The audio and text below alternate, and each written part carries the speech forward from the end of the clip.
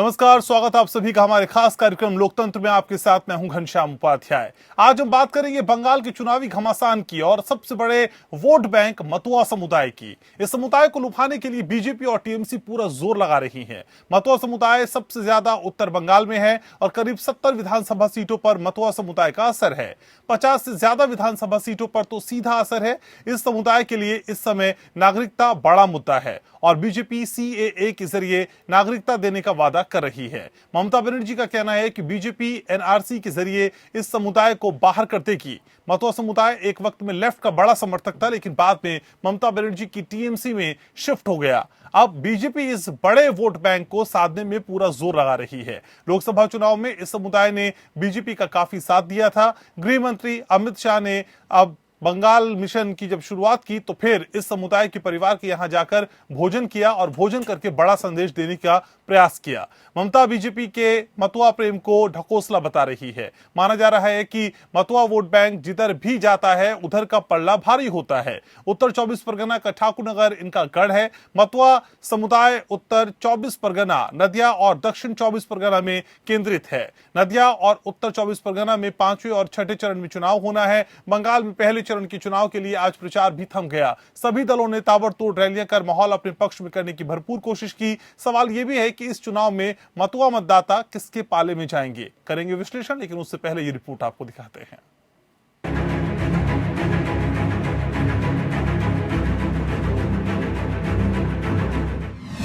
पश्चिम बंगाल का चुनावी रण।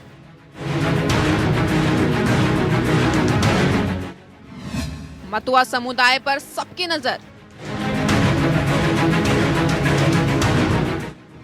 किसके खाते में जाएंगे मतुआ मत?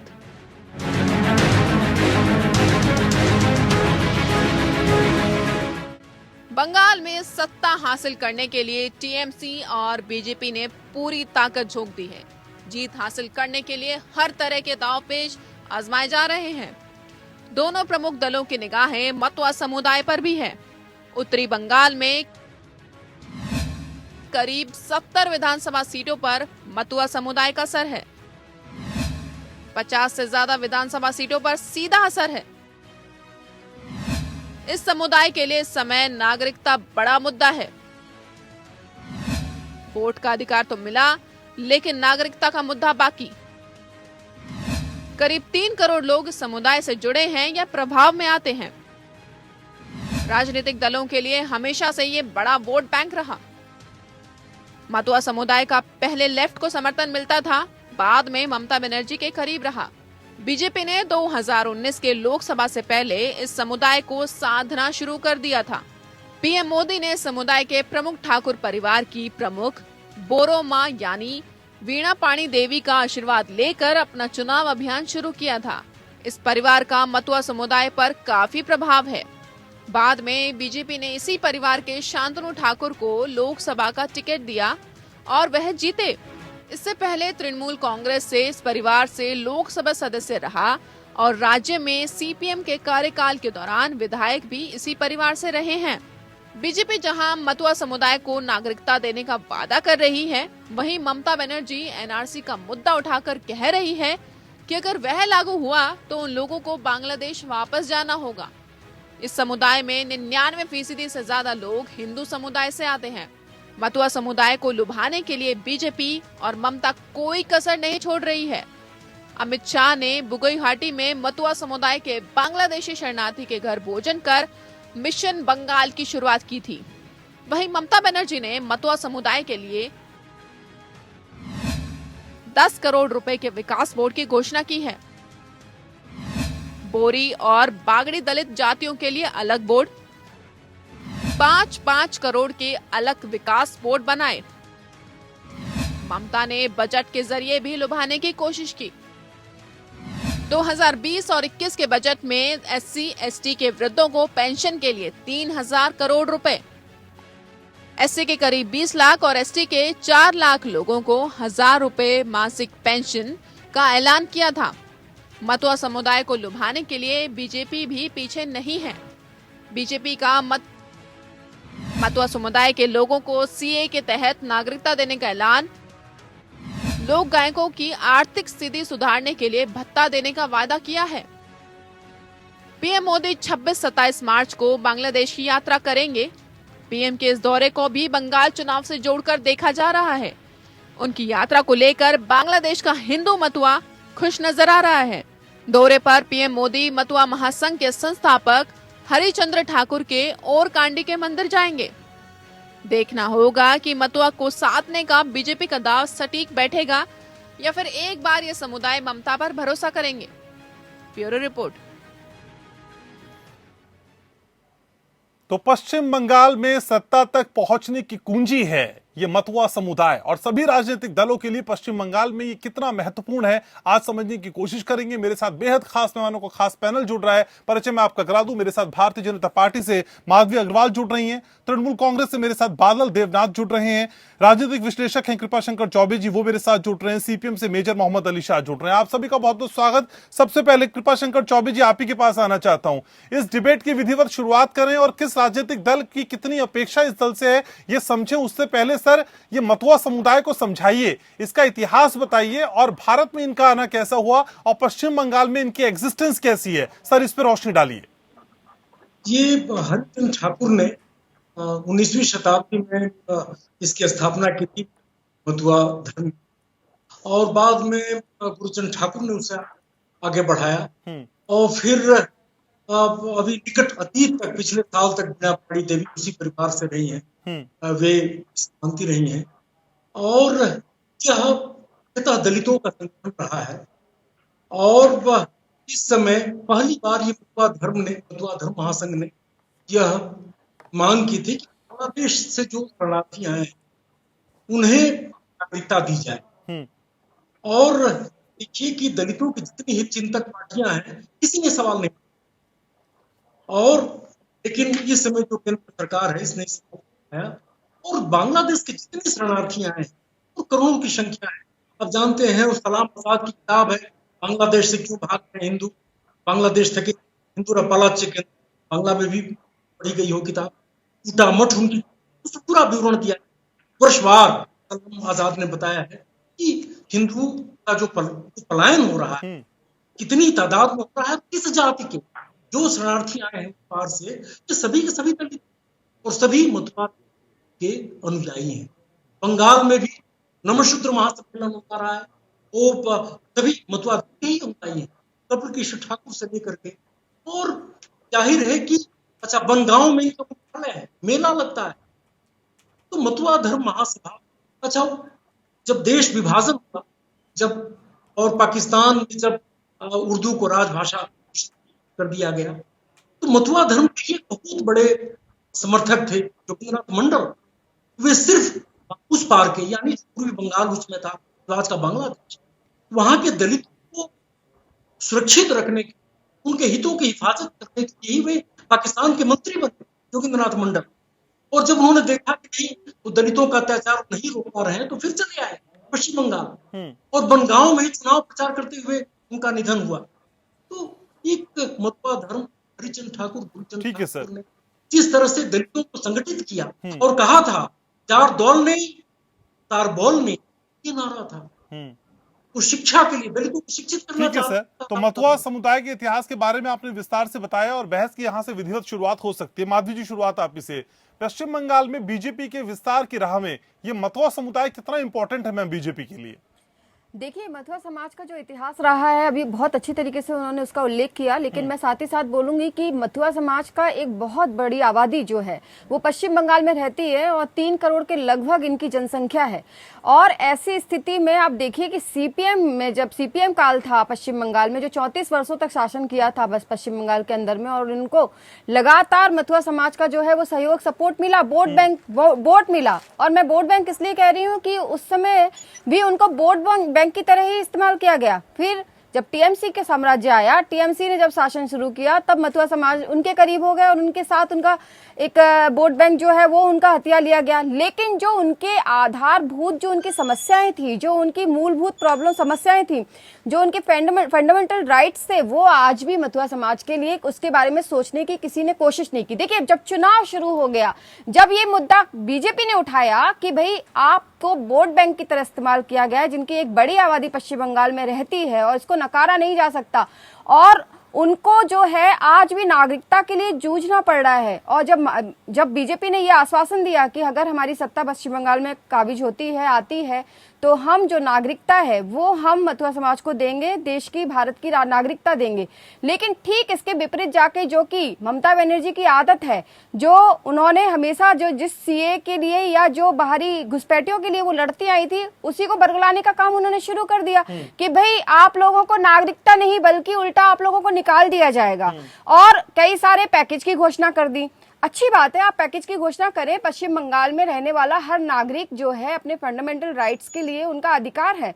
और मथुआ समाज जो शरणार्थी के तौर पर भारत में आए थे और बहुत बड़े वोट बैंक के तौर पर जो पूरी पार्टियां, पॉलिटिकल पार्टियां उसका इस्तेमाल करती रही, लेकिन उनके नागरिकता के बारे में, उनके फंडामेंटल राइट्स के बारे में नहीं सोचा। वोट बैंक उनको बना लिया गया, वोट देने का अधिकार उनको दे दिया गया, लेकिन देश की नागरिकता नहीं देना, इसका यही मतलब इतने वर्षों के बाद भी आज वो अपनी नागरिकता के लिए अगर तरस रहे हैं, नागरिकता का उनको अधिकार नहीं मिला है, तो ये बिल्कुल साफ है कि ये सारी पार्टियों ने जो है इनको केवल एक वोट बैंक की तरह इस्तेमाल किया है। हुए कि उनके पास नागरिकता नहीं है, लेकिन मथुआ समुदाय का एक बड़ा हिस्सा कहता है कि हमारे पास वोटर कार्ड भी है, हमारे पास आधार कार्ड भी है, और हमें नागरिकता कानून के चक्कर में आप फंसा नहीं सकते हैं, उसे भोपाश में बांध नहीं सकते। देखिए, अगर ऐसे बयान आ रहे हैं उनकी तरफ से, तो वो अपनी बात कह रहे हैं, तो इसमें कोई बुराई नहीं है, मैं उसको काट नहीं करूंगी। नहीं, तो आप बार बार नागरिकता देने का प्रलोभन मत दीजिए ना। नागरिकता है नहीं ना। वोट बैंक तो देखिए, वोटर कार्ड तो उनको भी मिल जाता है जो बांग्लादेश से रातों रात भाग के आते हैं। सुबह उनके पास राशन कार्ड होता है, आधार कार्ड होता है, वोटर कार्ड होता है, सब कुछ होता है उनके पास में। कितने सारे ऐसे घुसपैठिए हैं। आखिर जब सीए और एनआरसी की बात करते हैं तो पश्चिम बंगाल की तुलना घुसपैठियों से नहीं, मैं तुलना नहीं कर रही हूँ, मैं आपके सामने एक उदाहरण दे रही हूँ, मैं तुलना नहीं कर रही हूँ। मैं क्यों तुलना करूंगी? वो हमारे नागरिक हैं। मैं बता रही हूँ कि 70 सालों से, जब से देश आजाद हुआ तब से वो आए हैं।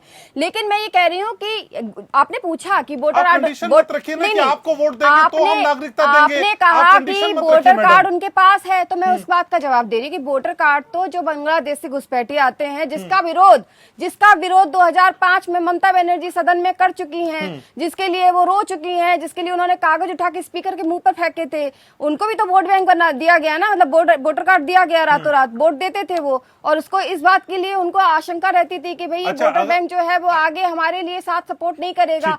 तो आज जब वो वोटर बैंक बन गए तो वो नागरिकता में तो नहीं आ गए ना। कहने का मतलब कि वोट बैंक, वोटर आईडी दे देना, तो वो तो रातों रात वहाँ पश्चिम बंगाल में ये टेंडेंसी रही है कि पश्चिम बंगाल के अंदर में घुसपैठिए जो आते हैं उनको 2 दिन बाद ही राशन कार्ड और वोटर कार्ड मिल जाता है। अच्छा, लेकिन नागरिकता का मुद्दा अलग है।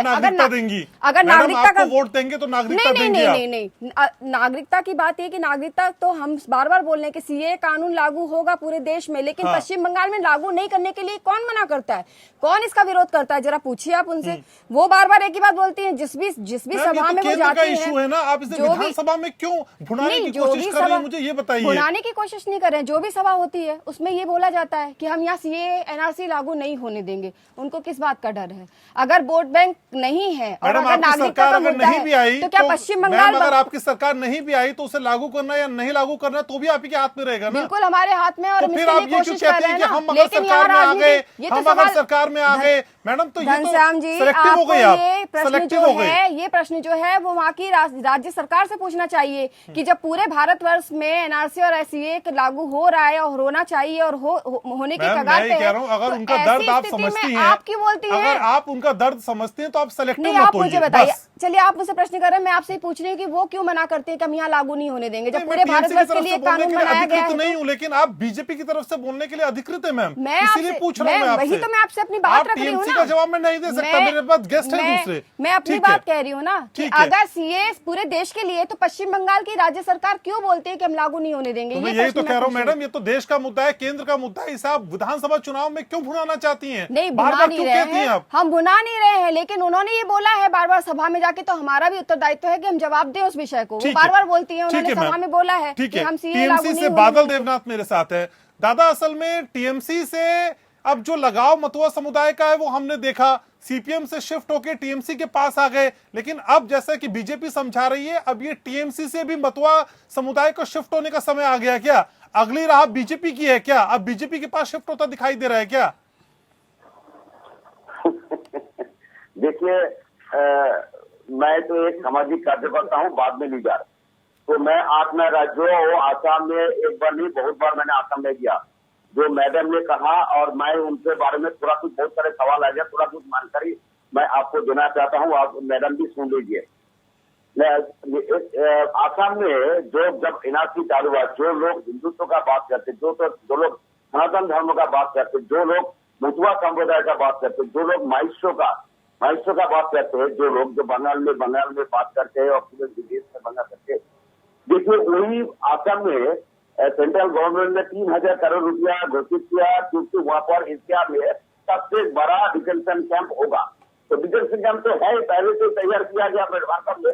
सर मुझे ये समझाइए, सीपीएम से शिफ्ट हुआ मतुआ समुदाय आपके पास क्यों रह जाएगा? जीवन भर की बपौती नहीं है ना सर? अब बीजेपी भी उस पर हक जमा रही है और बीजेपी कोशिश भी कर रही है। मेरा बात तो खत्म करेंगे, मैंने तो 1 मिनट समय मांगा आपके पास से, 1 मिनट समय मांगा। तो वहां पर जो डिटेंशन का पास जो एनआरसी सीए का बात आया, इसलिए मैं बोल रहा हूँ, आसाम में तो ना गूगल रिपोर्ट किया, पोस्टल रिपोर्ट, उसके ऊपर भी मैं आज पत्रिका को मैंने इंटरव्यू दिया। देखिए वहां पर ना पानी मिल रहा है, ना खाना मिल रहा है, ना लैट्रिन है, ना बाथरूम है डिटेंशन कैंप पे, और 64 के ऊपर लोग डिटेंशन कैंप में मर गया। और जो लोग हिंदुत्व का बात कर रहे हैं, क्यों मैं कह रहा हूँ बात को, मैं इसका बात को आप मुतुआ संप्रदाय बात कर रहे हैं, इसलिए मैं कह रहा हूँ, जो वहां पर 12 लाख हिंदू बंगाली का नाम एनआरसी में नहीं है और 6 लाख बंगाली हिंदू मुस्लिम और मुस्लिमों का नाम नहीं है, और भी हर दिन डिटेंशन कैंप पे जाने के लिए नोटिस किया जा रहा है आसाम में। जो लोग हिंदुत्व का बात करते हैं, मुतुआ संप्रदाय, यही मुतुआ संप्रदाय को आसाम में डिटेंशन का भेजने के लिए नोटिस दिया जा रहा है, और बंगाल में आके बोल रहा है मुतुआ संप्रदाय के घाट जा रहा है, प्रधानमंत्री जी, अमित शाह जी, जेपी नड्डा जी सब जा रहे हैं, वहां पर भाषण दे रहा है। मुतुआ संप्रदाय का वोट को चाहिए, क्योंकि मैडम ने कहा 3 करोड़ है, 3 करोड़ तो बंगाल में नहीं है, आसाम, बांग्लादेश में सब मिला के 3 करोड़ होगा, बस बंगाल में 3 करोड़ मुतुआ संप्रदाय नहीं है। तो नामों से भाई से जो भाई इन लोगों का वोट उनको चाहिए। लेकिन भाई साहब, हम तो बात सबकी करेंगे ना, कि केवल बंगाल की, यही तो प्रश्न कर रहे हैं हमसे स्टूडियो से, कि आप केवल बंगाल के मथुआ के बारे में सोच रहे हैं, मथुआ समाज समुदाय के बारे में पूछ रहे हैं। हम तो सभी पूरे भारत में जितने मथुआ समाज है उनके बारे में बोल रहे हैं। सुनो थोड़ा बात सुन लो, मैं क्या कहना चाहता हूँ, सुनो, जानकारी भी जा रही है ये। तो इन लोगों को देखिए जो बात कर रहा है, देखिए सूचना जो मैनिफेस्टो है, भाजपा जो मैनिफेस्टो डिक्लेयर किया है, उस मैनिफेस्टो में इन लोगों का नाम नहीं है। एससी ओबीसी के बारे में कुछ नहीं है, कुछ नहीं बताया। ये तो एससी संप्रदाय, मुतुआ संप्रदाय है, उनका वोटर कार्ड है, आधार कार्ड है, पैन कार्ड है। मैडम खुद कहा है 70 साल पहले आया, तो जो लोग 70 साल पहले आया उनको वोटर कार्ड कौन दिया? लेट के समय में मिला, लेट शासन जब था उस समय वोटर कार्ड मिला। ममता बनर्जी का 10 साल शासन में मुतुआ संप्रदाय को वोटर कार्ड आई कार्ड नहीं मिला, वो तो उससे पहले से था। तो इसमें ममता बनर्जी कह रहे हैं मुतुआ संप्रदाय को फिर से सीए एनआरसी का क्या जरूरत है? ये मतलब उनको शरणार्थी का रूप दे रहा है, उनको सीए के लागू करने के बाद उनको दिया जाएगा। क्यों वो बता रहा है? ये तो देश में है, उनको फ्री राशन मिल रहा है। ठीक है सर, ठीक है, आपको समझ गया, ठीक है सर, सब कुछ इनको मिल रहा है, ठीक है। लेकिन इनको अलग करना, डिवाइडेड करना, इनको लेके पॉलिटिक्स करना, राजनीति करना, एससी ओबीसी सर्टिफिकेट और संख्या को लेकर राजनीति करना, और हिंदू मुस्लिम करना इनका आदत पड़ गया है। ममता बनर्जी का आदत नहीं है। एक सीनियर को ऐसे नहीं कहा जाता मैडम। ममता बनर्जी दादा, हिंदू मुस्लिम ऐसे हिंदू मुस्लिम कहाँ से आ गया यहाँ? हिंदू मुस्लिम, आप लोग हर डिबेट में हिंदू मुस्लिम करे बिना दादा, लेकिन आप भी तो एनआरसी के नाम पे लोगों को डराने का काम कर रहे हैं ना। आप बीजेपी के नाम लेके, बीजेपी का नाम लेके वोटर को डराने का काम तो कर रहे हैं। भत्ता देते हैं ना, ये मुद्दा उठता। आप लोगों ने पहले इमाम भत्ता शुरू किया, हिंदू मुस्लिम का मुद्दा तो आप लोग उठाते हैं, हम तो उनका जवाब देते हैं। आप अन्याय करेंगे बंगाल की जनता के साथ, तो हम तो जवाब देंगे। बोले दीजिए। मुझे कुछ कहा आपने? जी ठीक है सर, आप रहिए, अभी और दूंगा समय मैं आपको। मेरे साथ मेजर मोहम्मद अली शाह हैं सीपीएम से। मेजर मोहम्मद अली शाह, असल में टीएमसी के शासनकाल में वो सब कुछ उन्हें मिल रहा है जो आपके शासनकाल में नहीं मिला, इसीलिए मतुआ समाज शिफ्ट हो गया और इनके बिना सत्ता में आना थोड़ा सा मुश्किल होता है, आप जानते ही होंगे। देखिए, जैसे पहले मेरे प्रीवियस पैनलिस्ट ने कहा कि मतुआ समाज को एक तरीके से वोट बैंक की तरह प्रयोग किया जा रहा है, उससे पहले एक थोड़ी इतिहास में जाना, उसकी समझ के बहुत जरूरी है। ठीक है, वो एक रिलीजियस रिफॉर्म मूवमेंट शुरू हुई थी respect to Harichand Thakur east Bengal में मिड 1800 में उन्होंने शुरू की जाती है। अब हरिचंद ठाकुर के जो ग्रैंडसन थे पीआर ठाकुर, उन्होंने वेस्ट बंगाल में ये ठाकुर नगर में हेडक्वार्टर स्टार्ट कर रही है और 1947 में बोरोमा जो है, जो इनकी जो हेड मानी जाती है जी, अब तब से इनको नागरिकता क्यों नहीं मिली। अब जो बीजेपी जो आ रही है, जो बीजेपी कह रही है कि हम सीए अमेंडमेंट लाएंगे, बिल लेके आएंगे, तो वो इन्हीं को अपील करने के लिए है। एक तरीके से इनको वोट बैंक की तरह क्यों इस्तेमाल कर रहे हैं। अब आप ये बताइए, लेफ्ट जो है, जो संयुक्त मोर्चा है, वो बिल्कुल किसी भी तरह के धर्म मरम में एक तरीके से बिल्कुल सेक्युलर है। अब जो संयुक्त मोर्चा है, वो पार्टी केवल लड़ रही है चुनाव हेल्थ केयर पे, एजुकेशन पे, डेवलपमेंट पे, प्रोग्रेस पे, एम्प्लॉयमेंट पे। वो कोई धर्म को बांट नहीं रहे हैं, वो कोई वोट बैंक नहीं देख रहे हैं। अब वोट बैंक मतलब आपको नहीं चाहिए ना, आपको नहीं चाहिए समाज का वोट? नहीं, समाज की बात नहीं है। अरे मतुआ समाज पे बहस कर रहे हैं सर आज हम। मुझे बताइए ना, ये मतुआ समाज आपके लिए कितना इम्पोर्टेंट है? नहीं, हमारे लिए उतना ही इम्पोर्टेंट है जितना बाकी सारे समाज हो। लोग इम्पोर्टेंट है, कोई एक वोट बैंक, कोई एक किसी को अपील करना, किसी को खुश करना, उसे वोट हत्या लेना, झूठे वादे करना और फिर वादों पे खड़ा नहीं उतरना, वो सब हम नहीं करते हैं। तो अपने शासनकाल में आपने ऐसा नहीं किया? जब आपकी सरकार चल रही थी तब आपने इसका यूज नहीं किया?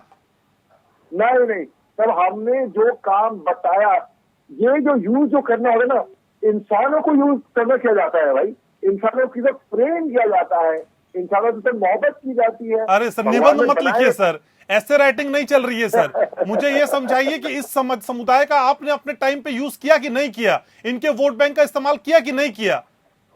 भाई देखिए, development, progress, education, health care, उस पर पूरा फोकस रहा था। अरे सर, मतुआ समाज के चलते ही ममता बनर्जी ने उखाड़ फेंका आपके शासनकाल को। ममता बनर्जी ने इसी समाज में से मंत्री भी बनाए हैं, है ना, और इसी समाज में जो परिवार है, परिवार बट गए हैं पॉलिटिकल आइडियोलॉजी को लेके। और वही लोग कभी टीएमसी तो कभी बीजेपी, उस तरीके से वो ज्वाइन करें। क्यों? क्योंकि इंसानों का इस्तेमाल किया था वोट बैंक की तरह। इंसानों को कभी इस्तेमाल नहीं करते, इंसानों से तो मोहब्बत करते हैं। और जब आप इंसानों से मोहब्बत करेंगे, अपने आप खुद ब खुद, जो आप कहते हैं कि लेफ्ट कहीं पर नजर नहीं आ रहे हैं, तो आपकी मोहब्बत के आंकड़े एनसीआर भी बताती है। आपके शासनकाल में एनसीआरबी के आंकड़े आपकी मोहब्बत की कहानी बताती है। जो मोहब्बत करने का पाठ आप सिखा रहे हैं ना, जरा आंकड़ों को भी देख लीजिएगा मेजर मोहम्मद अली शाह, फिर मोहब्बत समझ पाएंगे आप असल में क्या होती है। नहीं भाई, क्योंकि ये जो वोट बैंक पॉलिटिक्स लोग खेलते हैं ना, ये दरअसल इस बात के हम इतने संत नहीं है आप मेजर मोहम्मद अली शाह, इतने संत नहीं है आप जितना समझा रहे हैं मुझको। नहीं, देखिए, मैं संत की बात नहीं है, संत की बात नहीं है, मगर प्रैक्टिकल की बात है। प्रैक्टिकल कि अगर इंसान अगर जिंदगी जीता है और उसको, देखिए, गीता, भगवत गीता में भी लिखा है, बस काम करेगा, फल की चिंता मत कर, फल आएगा। अच्छा, फल तो आएगा अपने आप। जी हाँ। अच्छा, तो अभी सीपीआई के वरिष्ठ नेता है डॉक्टर फवाद हलीम साहब, वो आपको मालूम है 50 रुपए में डायलिसिस करते हैं। अरे सर, हमेशा आप उन्हीं का प्रचार करने लग जाते हैं। ठीक है, आप मेरे शो में हर बार उन्हीं का प्रचार करने लग जाते हैं। सिर्फ एक ही चीज पता है आपको, मेजर मोहम्मद अली शाह, सिर्फ आपको यही काम पता है। हर बार आप यही प्रचार करते हैं मेरे शो में। पिछले 4-5 शो को देख लीजिएगा उठा के, आप लगातार यही बात करते हैं। अपडेट करिए सर, कुछ और तो बताइए 50 रुपए के अलावा, इसके अलावा तो कुछ बताइए। प्रचार नहीं कर रहा भाई, मैं आपको बता रहा हूँ जो कि वरिष्ठ नेता। आप मेरे कोई एक बीजेपी या ठीक है सर, ठीक है सर, कौन से ट्रेंड सर जैसा काम स्टिक करा ऑन हो। योर सब्जेक्ट सर, मैं मथुआ पे बात कर रहा हूं सर, आज मथुआ पे बात करते हैं। मेरे साथ राजनीतिक विश्लेषक कृपाशंकर चौबे भी हैं। कृपाशंकर सर, असल में कितना निर्णायक लगता है आपको राजनीतिक लिहाज से पश्चिम बंगाल की इस जंग में मथुआ समुदाय? राजनीतिक दृष्टि से जरा एनालिसिस करके मेरे सभी पैनलिस्ट को और मेरे व्यूवर्स को बताइए, किस राजनीतिक दल के लिए कितना जरूरी है अगर सत्ता में आना है तो? घनश्याम जी, पश्चिम बंगाल में जो मथुआ धर्म के अनुयायी हैं, उनकी आबादी 1.5 करोड़ है। अच्छा, ये सारे के सारे ये ध्यान देना हो और ये समझिए कि भारत में सिर्फ बंगाल नहीं है जो 3 करोड़ का आंकड़ा बताया जा रहा है जी। बाकी भारत का। इन मथुआ धर्म के अनुयायियों को हम घुसपैठिया कहकर गाली दिया जाता रहा और उन्हें कभी कभी अगर दया करके शरण कहा जाता रहा।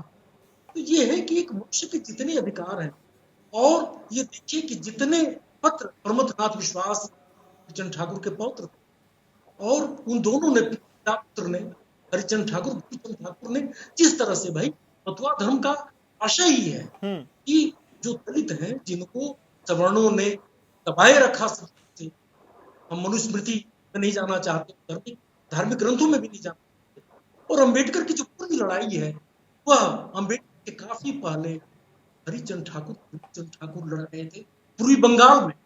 और 1948 में जब उन्हीं के परिवार के प्रमुख रंजन विश्वास आए यहाँ और बनगांव में जब उन्होंने, तो वहां भी पश्चिम बंगाल में वाम मोर्चा का राज में मथुआ धर्म को न्याय नहीं मिला। उनका नारा रहा है हरिचंद ठाकुर का, प्रयोजने कोरिबे भिक्षा ताऊ तो संतान की शिक्षा। तो भीख मांग करके संतान की, और कितने स्कूल कॉलेज बने दलितों के लिए। वाम मोर्चा के 34 वर्षों के राज में दलितों का जो आरक्षण का अधिकार था नहीं किया गया। मैं पूरी जिम्मेदारी के साथ घनश्याम जी आपके चैनल में कहना चाहता हूं कि कलकत्ता विश्वविद्यालय के बहुत बड़े दलित चिंतक हुए नीतीश विश्वास, वो कलकत्ता विश्वविद्यालय के ज्वाइंट रजिस्ट्रार थे।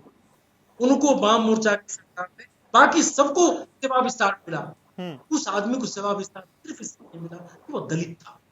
वहां एक पत्रिका निकल रही है चतुर्थ दुनिया साहित्य कॉलेज सीट से, उसके लेखकों के साथ। अब आप समझिए कि 14 अप्रैल को मथुआ धर्म जिस तरह से नैतिक आवेग के साथ, और भाई ठीक है वो दलित है, दलितों को, और वे मथुआ धर्म का अर्थ है जो मत वाले हैं, जो वर्ण और जाति और धर्म से ऊपर उठे हुए हैं। और मथुआ धर्म ने उनको एक इंसान की मर्यादा, मनुष्यता की मर्यादा, मथुआ धर्म के प्रति पहली बार त्रिपुरा उच्च शिक्षा मंत्री थे मनीष सरकार, बहुत बड़े बांग्ला के कवि, उनकी कविता और सीपीएम के थे, और उन्होंने कविता मथुआ धर्म के सम्मेलन में उन्होंने सुनाई, दलितरा जन्माय केनु दलित जन्मते क्यों। तो दलितों के साथ वाम मोर्चा में न्याय नहीं किया। इसके अनेक उदाहरण। ठीक है सर, कई एग्जांपल्स हैं जो आपसे समझूंगा सर। एक ब्रेक के लिए मुझे रुकना है। सभी खास सामान लगातार हमारे साथ बने हुए हैं और आज हम बात कर रहे हैं पश्चिम बंगाल की सियासत की और सियासत में खास जगह रखने वाले मथुआ समुदाय। आज हम बात कर रहे हैं मथुआ समुदाय की। जी हाँ, ये वो समुदाय है जो पश्चिम बंगाल की सियासत तक सफलता की कुंजी प्राप्त करने का एक बहुत बड़ा जरिया है और इसको हासिल करने के लिए सभी राजनीतिक दलों ने एड़ी चोटी का जोर लगाया हुआ है। सभी खास सामान लगातार मेरे साथ बने हुए माधवी अग्रवाल भारतीय जनता पार्टी से हैं। माधवी जी, अभी प्रधानमंत्री का जो 2 दिवसीय दौरा है बांग्लादेश का, वो भी इसी के मद्देनजर समझा जाए? बंगाल में मथुआ समुदाय को साधने का एक नया ढंग भी हो सकता है क्या ये दौरा? जी नहीं, बिल्कुल भी नहीं। और ऐसा कुछ नहीं है कि राजनीतिक एजेंडे के लोग को लेकर जा रहे हैं वो वहाँ पर। उनकी अपनी एक यात्रा है और कोरोना काल के बाद से वैसे ही बहुत सारी यात्राएं नहीं हो पाई हैं, तो अभी जो निमंत्रण मिला उनको तो वो जा रहे हैं। अच्छा। इसको वोट बैंक के साथ या मथुआ समाज के साथ या बंगाल पॉलिटिक्स के साथ मुझे लगता है जोड़ना नहीं चाहिए। अच्छा मैम, क्योंकि एक आंकड़ा मेरे पास है इसी खबर को लेके कि पीएम मथुआ महासंघ के संस्थापक हरिचंद ठाकुर के ओरकांडी मंदिर जाएंगे इसी दौरे में। इसके अलावा सुन लीजिए, इसके अलावा बरिसाल जिले में सुगंधा शक्तिपीठ जाने का कार्यक्रम है। कार्यक्रम ये भी है कि कुस्तिया में रविंद्र कुटीबारी भी जा सकते हैं।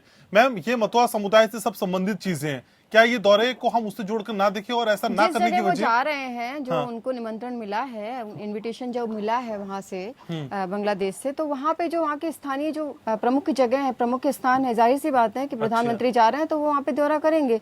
इसको राजनीतिक एजेंडा, वहां पर भी जाके राजनीति, कम से कम अपने देश के अंदर में तो जो हो रहा है बाहर विदेश में अगर वो जा रहे हैं, बांग्लादेश में जा रहे हैं, वहां पर भी राजनीति साधने की बात कर रहे हैं, ये तो कमाल की बात है। ये हमारी पड़ोसी देश है बांग्लादेश, हमारा पड़ोसी देश है। सुन लीजिए, बांग्लादेश 2015 में भी बांग्लादेश का दौरा प्रधानमंत्री ने किया था, तब ये सारी जगह उस दौरे में क्यों शामिल नहीं थी? क्या तब ये वहाँ की नामचीन आपको क्या जगहों में लगता शुमार है? नहीं थी? तो आपको तब लगता वहाँ है? क्यों नहीं गए थे मैम? आपको लगता है कि एक ही जगह दोबारा जाना चाहिए? बार बार जाते हैं क्यों? प्रधानमंत्री, तो कई बार बार बार जाते हैं बिल्कुल मैम। जाते हैं, तो अगर वो जा रहे हैं तो पिछली बार जहाँ गए थे दोबारा उसी जगह पे जाएंगे? आप भी 2000 कहीं घूमने जाएंगे मैम। या आप किसी यात्रा पे जाएंगे तो क्या एक ही जगह को वापस जाएंगे दोबारा? मैम आप तो अगर चाहेंगे जो ना कि अलग अलग हिस्सों में आप विजिट मैम करें, जो तो यही नामचीन बात है। चीजें हैं वो तो हमेशा नामचीन रहेंगी ना। हाँ, तो वही या बात है ना कि 2015 में नहीं नामचीन थी, अब चीजें हैं। हैं, तो नामचीन चीजें हैं तो वो जा रहे हैं, उनको वहां से आमंत्रण मिला है तो वो जा रहे हैं। रिलेट इसमें की क्या बुराई? जाएंगी ना मैम चीजें। मुझे लगता है मंदिर जाना कोई बुराई नहीं है वहाँ के, अगर वो मथुरा समाज का है या किसका है ये मैं नहीं जानती, मथुरा लेकिन समाज का ही मैम, और ठीक कांडी है, मंदिर है। ठीक है। हाँ। तो अगर वो जा रहे हैं, पिछली बार नहीं गए थे, इस बार क्यों जा रहे हैं? पिछली बार जो चीजें छूट जाती हैं तो दूसरी बार उसको आदमी चाहता है कि कवर अप कर ले, तो वो होता है कि भाई अब पहले जो जहाँ गए थे वहाँ दोबारा रिपीट ना हो और दूसरे हिस्सों को भी देखा जाए बांग्लादेश के। तो ये एक नॉर्मल सा एक जो प्रधानमंत्री की जो अपनी एक जो यात्रा होती है, जो विदेशों में जिस तरीके से उनको निमंत्रण मिलता है, उस हिसाब से ये यात्रा है, इसको पॉलिटिसाइज करना नहीं चाहिए जहां तक मुझे लगता है। ठीक है। और दूसरी बात, जिस तरीके से अभी सीपीआईएम के बोल रहे थे, मैं जवाब दे दूं कि बहुत अच्छी बातें उन्होंने बोली और बिल्कुल ये हमारे मानवता को लेकर उन्होंने बातें बोली, लेकिन इसके साथ ही साथ सीपीआईएम ने जो किया 34 सालों तक, उसका जवाब तो ऑलरेडी बंगाल की जनता ने उनको दे ही दिया, लगातार दे रही है। आज पूरी तरीके से निस्तनाबूद हो चुकी है सीपीएम। वहां पर कोई भी वहां पर अब सीपीएम मतलब दूर दूर तक दिखाई नहीं देती है। जो स्लोगन या जो शब्द वो हमारे लिए सेंटेंस इस्तेमाल करते थे कि बीजेपी के दूरबीन থেকে দেখতে হয় কোথায় আছে, সেই অবস্থাটা এখন सीपीएम की हो गई है कि दूरबीन থেকে देखते হবে কোথায় আছে सीपीएम। हिंदी रूपांतरण मैम, हिंदी रूपांतरण भी वही स्थिति है कि नहीं, अब ये जब बंगाल के मुद्दे पे बात हो रही है तो मैं उस शब्द मैम का हिंदी में इस्तेमाल भी कर रही हूँ समझाइए जो ना, वहाँ पर आपको हुआ है। देखने दूरबीन वाले से लोग देखना, हिंदी दूरबीन से दर्शक भी हैं, देखना, वो समझना चाहते हैं मैम। दूरबीन से देखना पड़ता था, बीजेपी को इस तरीके से बोलते थे कि अच्छा। बीजेपी कहाँ है, दूरबीन से देखना पड़ेगा। उसी तरीके से सीपीएम की स्थिति हो गई है। तो इन्होंने कितना विकास का काम किया, कितना वहां पर जिस तरीके से उद्योग धंधे चौपट हुए, लाल फीताशाही का जो एकदम पराकाष्ठा थी वहां पर, और हड़ताल और सारे के सारे मिल बंद करना, जूट को पूरी तरीके से ध्वस्त कर देना, ये सब सीपीएम की देन है। ठीक है मैम, लेकिन जो ये बंगाल बताइए आज तक चुनाव जूझ के रहा दौरान है। खासकर बंगाल में ये खास समुदाय असरदार जितने हैं, हम जिनकी बात कर रहे हैं, ये आपके लिए इम्पोर्टेंट है कि नहीं है? बिल्कुल इम्पोर्टेंट है। बंगाल में रहने वाला हर व्यक्ति हमारे लिए इम्पोर्टेंट तो है। आप हर व्यक्ति चाहे के वो घर किसी तो भी खाना नहीं समुदाय खाते। से हो, गृह चाहे मंत्री वो- अमित शाह मथुरा क्यों समुदाय नहीं के घर खाते जाते हैं, भाई? खाना क्यों नहीं खाते हैं। आपको क्या लगता है जितनी बार भी दौरे हो रहे हो, जितनी यहाँ पे रैलियां हो रही है, जितनी सभाएं हो रही है, जितने कार्यक्रम हो रहे हैं, सिर्फ मथुरा समाज के लिए ही हो रहे हैं? बताइए ऐसा मैम नहीं कहाँ, है। मुझे बता दीजिए, बिल्कुल दो और ऐसा जगह नहीं है। बताइए। कई चलिए दलितों आप के घर बताइए में- ना मुझको, मैं बता रहा हूँ अमित शाह गृह मंत्री मथुरा समुदाय के घर गए, उन्होंने खाना खाया किसी तो क्या इसके कैंपेनिंग से अलावा शुरू से। दलित इसके अलावा के दो घर बात नहीं गए? बताइए मैम। दलित के घर नहीं गए आपको लगता है? नहीं दलित मुझे नहीं लगता, कई बताइए सारे- ना मैम, मुझे कौन सी कई ऐसे दो साधारण दो लोग ऐसी हैं कैंपेनिंग जहाँ बताइए ना पे मैम। साधारण लोग हैं जिनके घर में जो एक्सपेक्ट नहीं कर सकते थे कि हमारे घर में बीजेपी के नेता आ सकते हैं, गोल गृह बोल मंत्री रही आ सकते मैम, हैं। फैक्चुअली वो गए हैं वहाँ मैम, पर। फैक्चुअली मैं फैक्चुअली बोल रही हूँ आपको ऐसा लग रहा है कि जितनी बार भी आप बताइए तो कितनी बार उन्होंने खाया है मथुरा समाज नहीं, के मैं यहाँ पर? मथुरा समुदाय की बात कर रहा हूँ और वहाँ उन्होंने खाना खाया, ये मुझे पता है, तो मैंने बता दिया। अरे आप जब- बोल रहे हैं हम जब सब यहाँ इतनी जाते बड़ी हैं, सब आबादी क्या उनकी खाते हैं। है और उनके क्षेत्र में जा रहे हैं तो कहाँ खाएंगे खाना? ये तो उनको सम्मान देने वाली बात है, हमें मैम, सम्मान ये मिलने वाली बात है, तस्वीरें समन्वय तो खास बैठाने वाली संदेश बात है, देती हैं कि नहीं भाईचारा वाली देती हैं? बात है ये कि तस्वीरें एक खास समाज संदेश जो देती हमारे हैं कि नहीं देश में देती हैं? शरणार्थी के तौर पर आया था, उसको सम्मान देने के लिए अगर भाजपा के नेता अगर वहाँ खा रहे हैं तो इसमें क्या बुराई है? मुझे बताइए। ठीक क्या है। तो फिर ये अभी बोलिए ना जाकर मैम कि हम ममता खास वर्गों ममता को देख दीदी के ने वहाँ पॉलिटिक्स पर करते जाकर हैं। कढ़ाई में फिर ये अच्छी तरीके से बताइए ना खाना मैम कि बनाया खास था वर्गों ना। को देख के हम संदेश देते हैं, हम मैं पॉलिटिक्स करते वही हैं, उसमें पूछ क्या रही हूँ, दिक्कत है? ममता दीदी ने कोई थोड़े दिक्कत दिन नहीं पहले है। जाके कढ़ाई में खाना बनाया था ना समाज के लोगों के साथ में, तो वो क्या पॉलिटिक्स थी? तो वो ट्रेंड सेटर है जवाब क्या? दें। आपके लिए बादल ट्रेंड नाथ जी सेटर है बैठे क्या हुए हैं, ममता क्या वो बनर्जी? पॉलिटिक्स कर रही थी? ममता बनर्जी को फॉलो करती हैं क्या आप? नहीं, हमें ममता बनर्जी हमें फॉलो कर रही है, हम अच्छा। जिस राह पे चल रहे हैं उसी के पीछे पीछे चल रही है। बादल देवनाथ, ममता बनर्जी को ठीक फॉलो है, नहीं कर ठीक है बादल देवनाथ, असल में ये जो 2 दिन का दौरा है बांग्लादेश का प्रधानमंत्री का, क्या ये इसी ओर इशारा कर रहा है? हालांकि माधवी जी कह रही हैं कि ये कि इसे जोड़ के नहीं देखना चाहिए, और मुझे भी लगता है कार्यक्रम पहले से तय था। देखिए बादल देवनाथ जी बहुत हंसते हैं। ऐसा लगता है जैसे बाकी लोग जो है वो कुछ जानते नहीं, सिर्फ आप ही एक। चलिए मैम, टीएमसी हंस तो रही है, नहीं तो टीएमसी तो क्या क्या नहीं, करती है मुस्कुराना प्रदेश ठीक में, है, लेकिन ये टीएमसी जो- प्रदेश में क्या क्या करती है आप जानते ही ये हैं जो मैम। गब्बर सिंह वाली हंसी अच्छी नहीं लगती। ठीक है, चलिए बादल जी, ये तो मेजर मोहम्मद अली शाह की हंसी है। ठीक है बादल जी बोलिए। नहीं, मैं गब्बर सिंह हूँ और मैडम का बासंती है। अरे नहीं सर, नहीं पर्सनल नहीं, प्लीज, नहीं नहीं नहीं नहीं पर्सनल नहीं, पर्सनल नहीं ना मैम, ना आप दोनों नहीं, पर्सनल नहीं सर, प्लीज आपसे ये प्लीज उम्मीद नहीं थी, प्लीज लेकिन प्लीज, आप तो नहीं नहीं, ये फिर TMC बहुत से हैं, बहुत यही करेंगे। हल्कापन हो जाता है सर, बहुत हल्कापन हो जाता है। नहीं प्लीज टॉपिक पे आइए। सुनिए देखिए, प्रधानमंत्री जी वहां पर जा रहे हैं बांग्लादेश में। नरेंद्र मोदी जी पहले पार्टी के महासचिव थे भाजपा में, उसके बाद सीएम गुजरात में सीएम, उसके बाद वो देश के प्रधानमंत्री 7 साल का। लेकिन अभी तक बांग्लादेश में मोदी जी अमित शाह कोई नहीं गया। लेकिन दीदी का बात जब आया, दीदी का बात जब दीदी देखिए 40 साल से राजनीति कर रहा है। जो लोग सेवा करते, समाज का सेवा करते, जो सोशल वर्जन से पहले मैंने बता दिया, मैं पहले नेता नहीं हूँ, मैं एक समाज कर्मी हूँ, तो आज राज्य में मैं घूमता हूँ। ऐसा करना चाहिए, जो सिर्फ देश के लिए सेवा करते, गरीबों के लिए सेवा करते। ममता बनर्जी सबके लिए सेवा करते, पॉलिटिक्स बाद में, आज पहले सेवा करो, उसके बाद पॉलिटिक्स, उसके बाद वोट मांगो। और एक क्या जो खाना खाया अमित शाह के दलितों का घर में खाना खाया, जो मैडम ने कह रहा था, तो एक खाना तो 5 स्टार होने से कहाँ से गया मैडम? आप फोन नंबर आपके पास बिल आया था क्या? आपके पास बिल आया था? आपने पेट दिया था? बिल्कुल। आपको हर समय 5 स्टार का खाना दिखता है, दाल चावल भाजी। मैं दे दूंगा। और हरिचंद का जो नाम आपका तो नहीं है, बीटी सावंत से हरिचंद भाजपा तो एक बार नाम नहीं लिया, हरिचंद का नाम नहीं लिया। आज जब 2019 लोकसभा चुनाव आया, उस समय भी वहां पर नहीं गया। शांतनु ठाकुर के साथ कैसा व्यवहार किया था भाजपा ने, वो भी शांतनु ठाकुर भी जानते। और का जो दायित्व वहां पर है, बादल देवनाथ आप अपनी बात पूरी करिएगा, लेकिन उससे पहले मैं आपको ये भी बता दूं कि इसी समुदाय की तरफ से ये कहा गया, सुन लीजिए, इसी समुदाय की तरफ से ये कहा गया है कि पहली बार कोई ऐसा प्रधानमंत्री आया है जो इस समुदाय के बारे में सोच रहा है। ये पहली बार स्टेटमेंट आई है इस समुदाय की। बिल्कुल, मैं भी चाहता हूँ देश के प्रधानमंत्री मुस्लिम संप्रदाय के बारे में सोचे, और इन लोगों का घर में नौकरी, समाज, खाना पीना, अगर सब कुछ तो सोच रहे हैं ना, आप क्यों तकलीफ होती है? सोच रहे हैं, लेकिन ये तो बाद में भूल जाते। इससे आदत है। प्रधानमंत्री को मैं सम्मान देता हूँ, जिससे राजा है। कहाँ भूले सर, कहाँ भूला? बीजेपी ने जो वादे किए देश के साथ वो निभाए। राम मंदिर की बात की, राम मंदिर बन रहा है। 370 की बात की, 370 धारा हटा दी गई। सारी बातें पूरी की है, कौन सी बातें पूरी नहीं की बीजेपी ने? हंसिए, और जोर की हंसिए सर। डिजिटल इंडिया नहीं हुआ, 15% नहीं मिला, स्मार्ट सिटी नहीं हुआ, गंगा जमुना साथ का नहीं हुआ, बेटी बचाओ बेटी पढ़ाओ में इस बार 1% नहीं किया। सर टीएमसी ने तो केंद्र की तरफ से जो किसानों के लिए पैसा गया था वो तक नहीं दिया। 10,000 करोड़ रुपए किसान सम्मान निधि का आपने नहीं दिया केंद्र की योजना के तहत। ऐसा क्यों किया सर? किसानों की बात करते हैं ना, 10,000 करोड़ रुपए क्यों नहीं दिए किसानों को? आप सवाल कीजिए, सुन लीजिए, पेट्रोल का दाम कितना है? आज कल मेरा घर में गया था 1000 रुपया। डीजल का दाम कितना है? तो पेट्रोल डीजल महंगा कितना हुआ? एसेंशियल कमोडिटी से कितना महंगा हुआ? देखिए, तो सबसे बड़ा कोई नहीं हुआ। पेट्रोल का वादा किया, आइस पे तेल, स्मार्ट सिटी, गंगा जमुना का जो भी किया, 15 लाख का 15 पैसा। किसान से 2 बातें करते, किसान सम्मान निधि, आयुष्मान भारत। आयुष्मान भारत से पहले से ममता बनर्जी ने 5 लाख रुपये का फ्री इलाज तो देता है ममता बनर्जी, वो तो उससे पहले किया। और कोरोना अरे तो 5 लाख ममता बनर्जी दे रही थी, तो जो केंद्र से योजना का जो पैसा आ रहा था उसको क्यों नहीं दिया?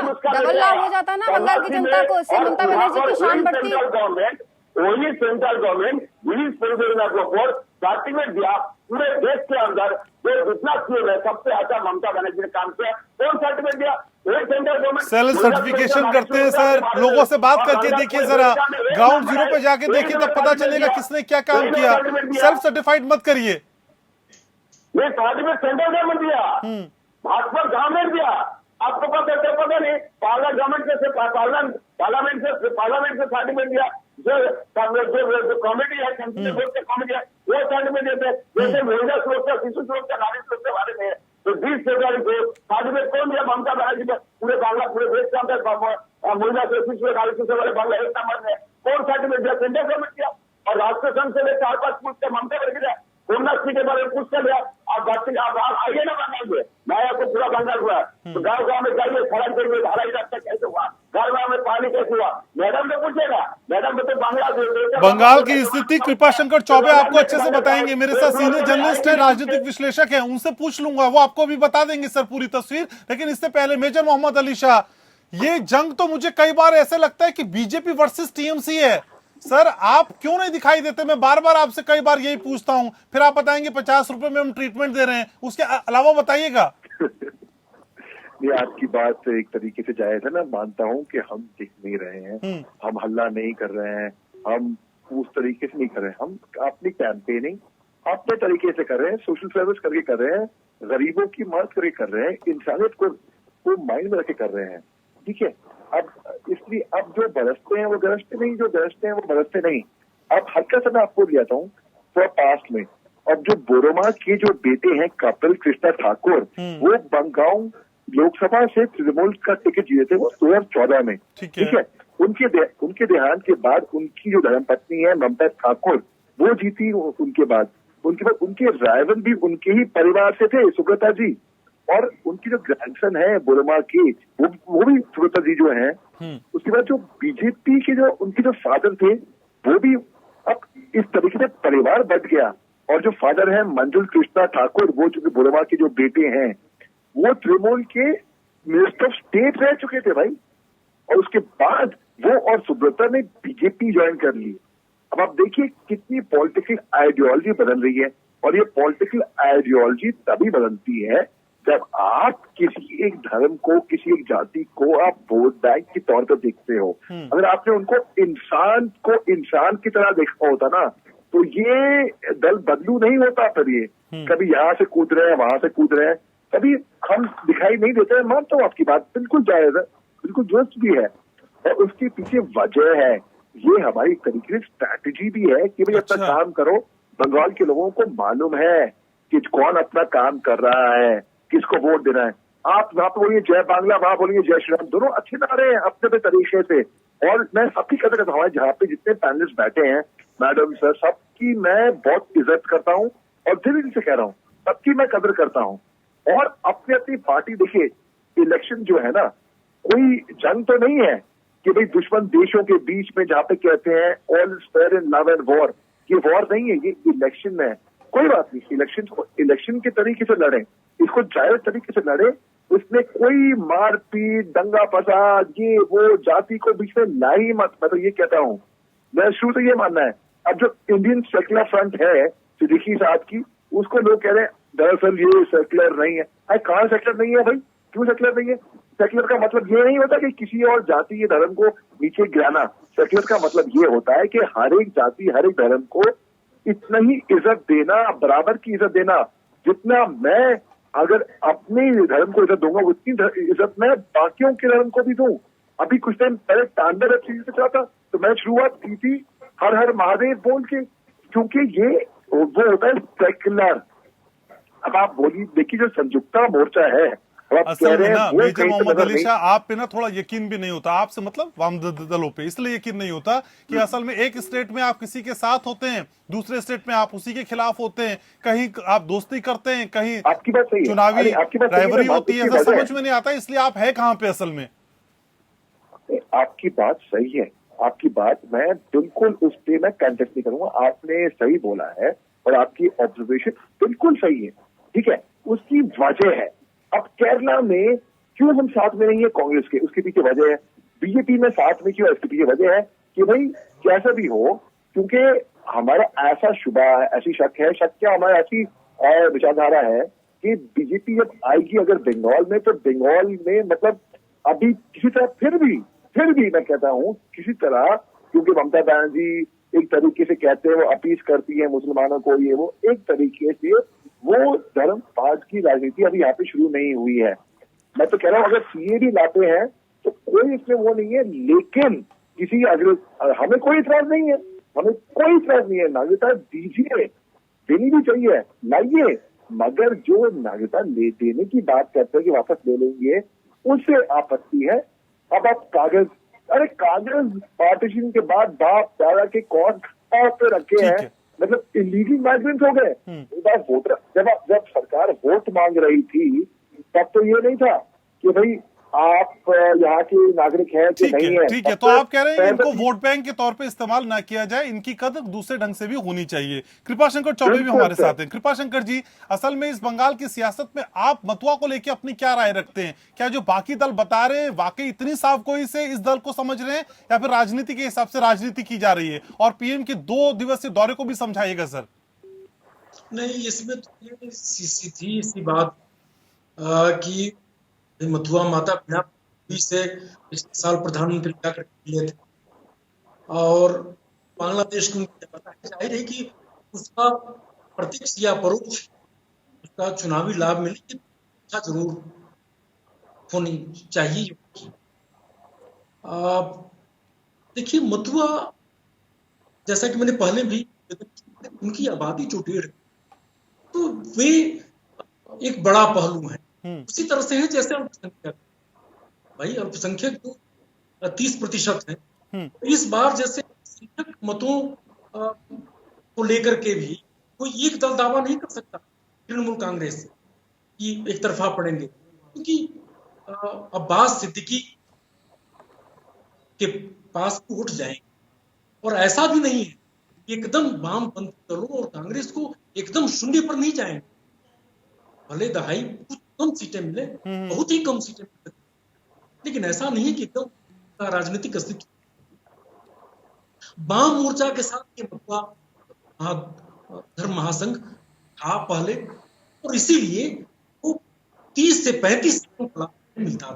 पूरा का पूरा सिर्फ बनगांव का मामला नहीं, या उत्तर 24 परगना या दक्षिण 24, समूचे पश्चिम बंगाल में जो अभी तक उपलब्ध आंकड़ा है 23.5 दलित है और 5.8 आदिवासी, और ये इनमें से अधिकांश, और ये विभिन्न क्षेत्रों में जो पहले चरण का जो चुनाव होगा तो जंगल महल इलाके में भी जो आदिवासी हैं, जो दलित हैं, उत्तर बंगाल में जो नमशूर हैं, जो पोंड्रा हैं, तो उनका तो एक असर पड़ेगा। उसी तरह से दक्षिण बंगाल में या जो आसपास के जो इलाके, खासतौर पर उत्तर 24 दक्षिण 24 परगना, तो वे तो मथुआ, अच्छा ये भी नहीं कि मथुआ सारा का सारा भाजपा की तरफ चला जाए। भाजपा ने एक काम जरूर किया है कि उसने नागरिकता देने की बात की थी, उस संसद में अधिनियम लाया जिन मथुआ और दलितों को, और वे घनश्याम जी बांग्लादेश से आए हैं, लेकिन सर जिनके मन में ये डर है, ये खौफ है कि उनसे नागरिकता छिन जाएगी, वहां बीजेपी ये बता दे कि सीए हम ला रहे हैं, तो सर उनको तो कम से कम बीजेपी पे यकीन हो ही जाएगा ना सर। वो तो यकीन करेंगे बीजेपी को। कौन छीनना चाहता है? बीजेपी को मथुआ परिवार का एक आदमी मेंबर ऑफ पार्लियामेंट मिला, लोकसभा जीत कर गया, भाजपा को भी लाभ मिले, लेकिन ममता को एकदम से नहीं मिलेगा, ये नहीं कहा जा सकता, क्योंकि मथुआ विकास परिषद ममता बनर्जी नहीं बना, और ऐसा नहीं बीणा पानी देवी के परिवार के साथ ममता का भी संबंध रहा है, मृत्यु भट्टाचार्य का भी। मेरा सिर्फ ये कहना है घनश्याम जी, जो मथुआ धर्म कि ये इस बार के चुनाव में एक बहुत बड़ी भूमिका मथुआ धर्म के अनुयायियों की, यानी नमस्कारों की, पोंड्रों की, दलितों की होगी। और ये समझ लीजिए कि, लेकिन यह भी सही है इस देश में तो सबसे बड़ा दलित है तो मथुआ धर्म महासंघ का है, क्योंकि पूरे देश के शरणार्थियों को नागरिकता देने की मांग सबसे पहले मथुआ धर्म संघ ने की थी। ठीक है माधवी जी, असल में ममता बनर्जी ने मथुआ समुदाय के लिए 10 करोड़ रुपए के विकास बोर्ड की घोषणा की है। साथ ही साथ बौरी और बागड़ी दलित जातियों के लिए अलग अलग बोर्ड भी उनके चुनावी घोषणा पत्र में है। इसका तोड़ आपके पास क्या है मैम? देखिए, तोड़ की बात नहीं है। अभी जब चुनाव हो रहे हैं और वो ऑलरेडी 10 साल तक पश्चिम बंगाल में अपनी शासन करती रही हैं, उनको पश्चिम बंगाल की जनता ने मौका दिया 10 सालों तक, अब जाके वो घोषणाएं कर रही हैं। तो ये घोषणा करने के लिए जो इनकी इनसिक्योरिटी वो सामने दिख रही है कि भाई अभी तक आपका जब इतना दिन तक का शासन रहा उसमें आपने क्या किया कि अब आपको 10 करोड़ के पैकेज की घोषणा करनी पड़ी, इसके पहले आपने क्या किया वो जवाब दें। दूसरी बात, जब भारतीय जनता पार्टी अपने कई सारे, केवल मथुआ समाज ही नहीं, पश्चिम बंगाल में जो आज के समय में ज्वलंत मुद्दे हैं जिसको लेकर बंगाल की जनता जूझ रही है, चाहे वो उद्योग के मामले में हो, चाहे वो इंफ्रास्ट्रक्चर के मामले में हो, चाहे वो यहाँ की शांति के मामले में हो, उन जिन मुद्दों को भाजपा जो जन मुद्दे हैं उनको जब उठा रही है तो उसी मुद्दों को ममता बनर्जी अब कवर अप कर रही हैं। उन्हीं मुद्दों को जो है वो बाकी समाज जिल्द चढ़ाने की जो कोशिश है ममता बनर्जी के अपने डैमेजेस के ऊपर में, वो दिख रहा है। ये जो पैकेजेस हैं ये उनकी जिल्द चढ़ाने की, डैमेजेस जो हैं उसको जिल्द के थ्रू वो उसको कवर कर दें। अगर उन्होंने पहले से ही ऐसे विकास किया होता या उनके बारे में सोचा होता या बाकी और जो मुद्दे हैं उन पे सोचा होता तो इनको नए घोषणा करने की जरूरत नहीं होती। उनको आज इस तरीके से प्रॉब्लम्स नहीं फेस करनी पड़ती कि इनसिक्योरिटी 10 सालों में हो जाए। देखिए पश्चिम बंगाल की जनता इतनी शांति प्रिय एक तरीके से, मैम पर आप क्या देंगी इस समुदाय को? मैम नागरिकता के अलावा आप क्या देंगी?